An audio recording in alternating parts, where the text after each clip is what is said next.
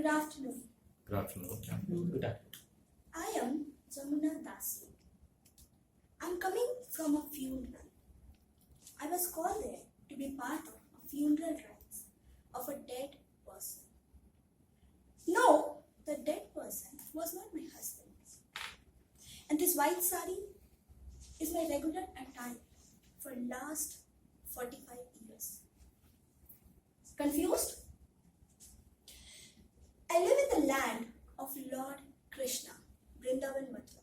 You may have heard of the famous Vrindavan temple and the Janmashtami celebration every year. But there is rather a dark side of humanity, of which I am part of. This is hidden from public view, yet omnipresent. I am a widow of Vrindavan. You might be wondering, how did I get here? My actual name is Jamuna, and I am from West Bengal. My parents married me off in my very early age. I was married to a rich Zamindar Sion who was 25 years older than me. He was a very rich man and had all the vices wealth could provide. My teenage and youth was at the disposal of his pleasure. After 10 years of such married bliss, he departed from this world. I wish I would have died with him.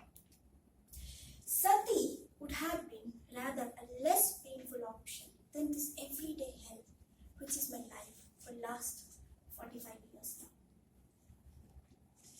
Everybody, along with my family, decided that my early widowhood was because of some evil curse or some action that I committed in my past life. And I had to live a life of repentance. I was in my prime youth, widowed. My life was cursed by social dogma even before it could begin.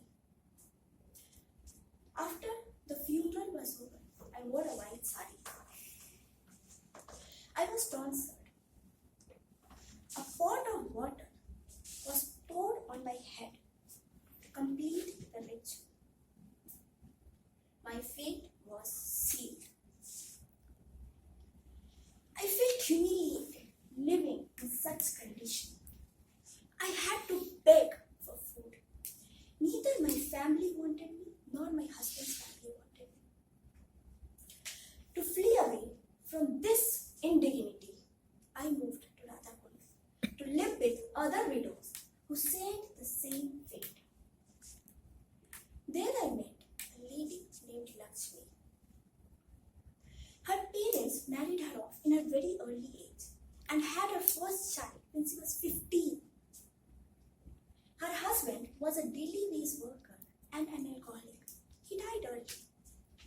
After the marriage of her son, her family started misbehaving with her.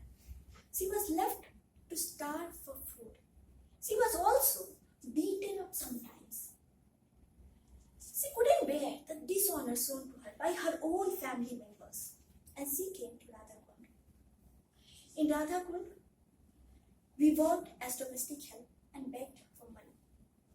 Not to mention the humiliations caused by the luscious stays of the priests and the abuses of their wives, where we worked as domestic help.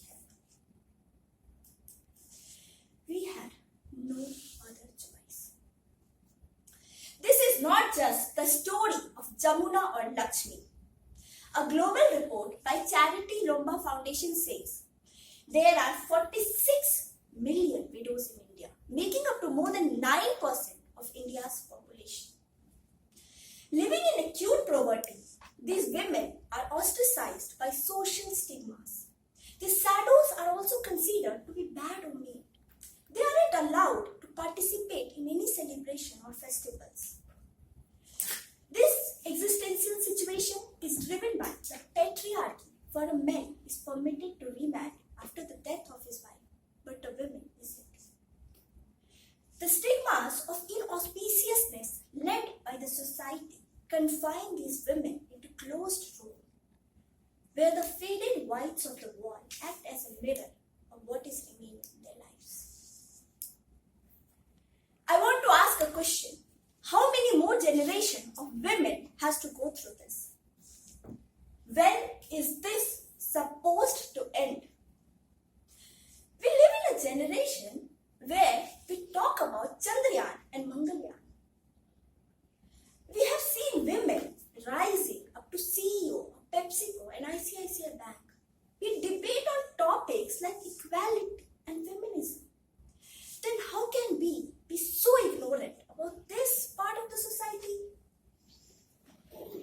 was Raja Ram Mohan Roy took a stand to abolish sati.